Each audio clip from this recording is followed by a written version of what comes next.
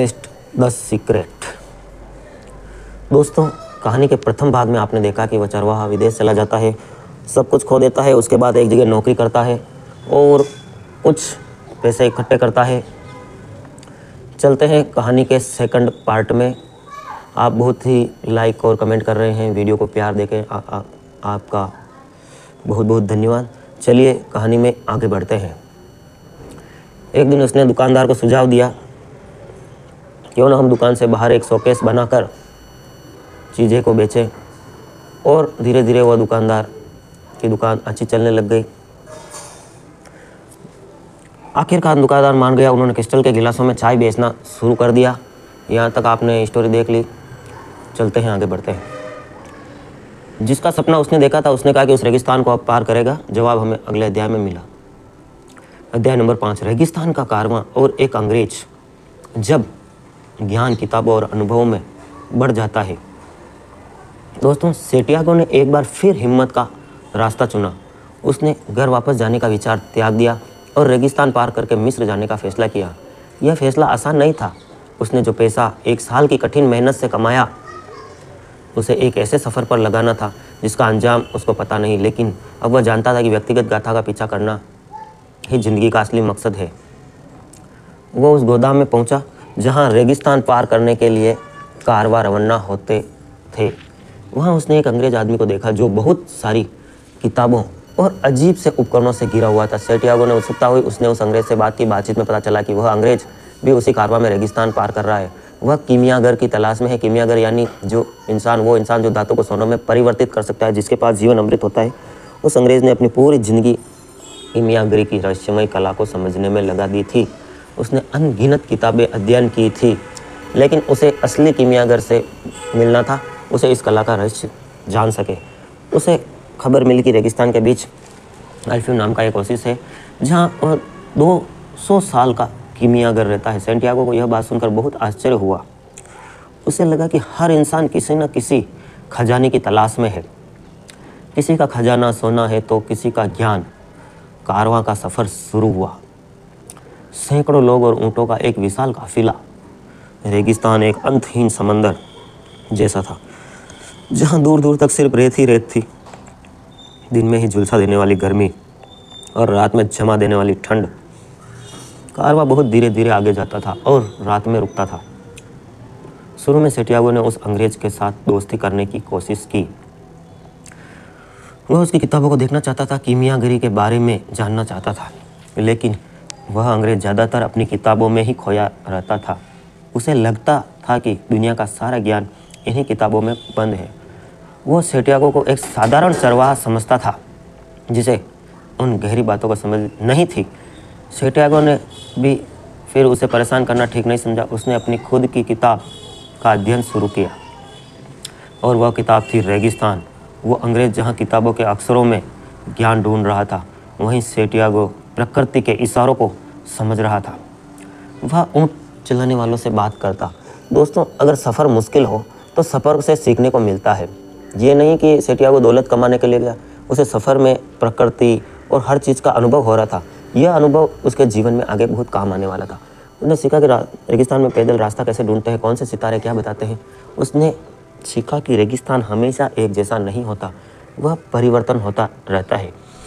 उसने हवा की भाषा को समझना शुरू किया। रेत के टीलों के परिवर्तन होते आकार में छिपे संदेशों को समझना शुरू किया। उसे एहसास हुआ कि अनुभव से महान कोई शिक्षक नहीं होता। ज्ञान सिर्फ किताबों में नहीं, बल्कि जिंदगी को जीने में भी है।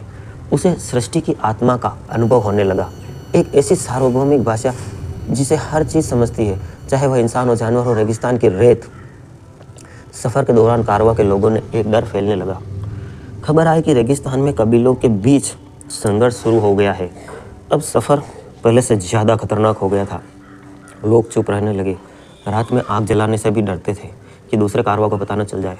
हर कोई बस जल्द से जल्द एल्यूमिनियम ओएसिस पहुंचना चाहता था, जो एक सुरक्षित जगह मानी जाती थी। इस खतरे ने सेंटियागो और अंग्रेज को भी एक दूसरे के करीब ला दिया। अंग्रेज ने सेंटियागो को कीमियागरी के बारे में बताया, पारस पत्थर और जीवन अमृत के बारे में, और सेंटियागो ने अंग्रेज को कायनात के इशारों और अपनी व्यक्तिगत गाथा के बारे में बताया। दोनों को एहसास हुआ कि वह दोनों एक ही चीज़ की तलाश में है, बस उनके रास्ते अलग अलग है। अंग्रेज को समझ आ गया कि सिर्फ अध्ययन करना काफ़ी नहीं है, दुनिया को देखना महसूस करना भी जरूरी है। क्या यह खतरनाक सफ़र उन्हें उनकी मंजिल तक पहुंचाएगा? कमेंट कीजिए। क्या उन्हें वह महान कीमियागर मिलेगा जिसकी तलाश में वह निकले थे? और एल्फ्यूम ओसिस सेंटियागो का इंतज़ार कौन कर रहा है? वो उसकी ज़िंदगी को हमेशा के लिए परिवर्तन कर देगा? इन सवालों के जवाब हमें अगले अध्याय में मिलेंगे, अध्याय नंबर 6। ओएसिस और फातिमा का दीदार जब मंजिल से ज़्यादा सफ़र खूबसूरत लगने लगे। कई हफ्तों के मुश्किल और ख़तरनाक सफ़र के बाद कारवा आखिर अल्फ्यूम ओएसिस पहुंच ही गया। ओएसिस रेगिस्तान के बीच एक जन्नत जैसा था। हजारों खजूर के वृक्ष, मीठे पानी के कुएं और चारों तरफ जिंदगी की चहल पहल। कबीलों के संघर्ष की वजह से ओएसिस को एक निष्पक्ष क्षेत्र घोषित कर दिया गया था। यहाँ कोई भी हथियार लेकर नहीं आ सकता था। यहाँ पहुंचकर कारवा के लोगों ने राहत की सांस ली। उन्हें बताया गया कि जब तक संघर्ष खत्म नहीं हो जाता उन्हें वहीं रुकना होगा। किसी को नहीं पता था कि इसमें कितने दिन लगेंगे, हफ्ते या शायद महीने। यहाँ एक और अनचाहा ठहराव था जो उसे उसके खजाने से दूर ले जा रहा था। ओएसिस में ज़िंदगी बहुत अलग थी। यहाँ औरतें और बच्चे रहते थे और योद्धा रेगिस्तान में मुकाबला कर रहे थे। हर तरफ एक अजीब सी शांति और इंतज़ार का माहौल था। अंग्रेज जो कीमियागर की तलाश में था बहुत उत्साहित था। उसने सेंटियागो से कहा कि वह कीमियागर को ढूंढने में उसकी मदद करे। सेंटियागो ने लोगों से पूछना शुरू किया, लेकिन कोई भी कीमियागर के बारे में कुछ भी नहीं जानता था, शायद बताना नहीं चाहता था। लोग उसे अजीब नज़रों से देखते थे। सेंटियागो को लगा कि शायद यह सब एक वहम है, शायद यहाँ कोई कीमियागर है ही नहीं। लेकिन वह उस अंग्रेज़ की मदद करना चाहता था जो वो ओएसिस के लोगों से घुलने मिलने लगा। उसने ज़िंदगी को समझने की कोशिश करने लगा। एक दिन शाम के वक्त वो एक कुएं के पास गया। वहाँ ओएसिस की औरतें पानी भरने आती थी। तभी उसकी नज़र एक युवती पर आई। वो युवती काले वस्त्रों में थी। उसके कंधों पर पानी का मटका था, लेकिन उसका चेहरा ढका नहीं था। उसकी आंखें बहुत खूबसूरत थी और जब सेंटियागो ने उन आँखों को देखा तो उसे लगा जैसे वक्त रुक गया हो। उसे लगा जैसे सृष्टि की आत्मा जिसे अब तक महसूस कर रहा था उसके सामने उपस्थित है। उसे एक एहसास हुआ उसने आज तक कभी महसूस नहीं किया था। ना भेड़ों के साथ, ना किताबों के साथ, ना क्रिस्टल की दुकान में। उसे पहली नज़र में प्यार हो गया। हिम्मत करके उस युवती से बात की। उस युवती का नाम फातिमा था। उस एक मुलाकात ने सेंटियागो की दुनिया परिवर्तित कर दी। जब उसे ओएसिस में रुकना बुरा नहीं लग रहा था, अब उसे अपने खजाने की कोई जल्दी नहीं थी। उसका हर दिन फातिमा से मिलने के इंतज़ार में गुजरने लगा। वो रोज़ शाम को उसी कुएं पर जाता और फातिमा से बातें करता। फातिमा उसे ओएसिस के बारे में बताती, रेगिस्तान के बारे में बताती। वो एक रेगिस्तान की बेटी थी जो इंतज़ार करना जानती थी। उसने सेंटियागो को समझाया कि रेगिस्तान के लोग हमेशा अपने प्रियजनों का इंतज़ार करते हैं जो जंग पर या सफ़र पर जाते हैं, और यह इंतज़ार उनके प्यार को कम नहीं बल्कि और मजबूत बनाता है। सेंटियागो को लगा कि उसे उसका खजाना मिल गया। फातिमा ही उसका खजाना थी।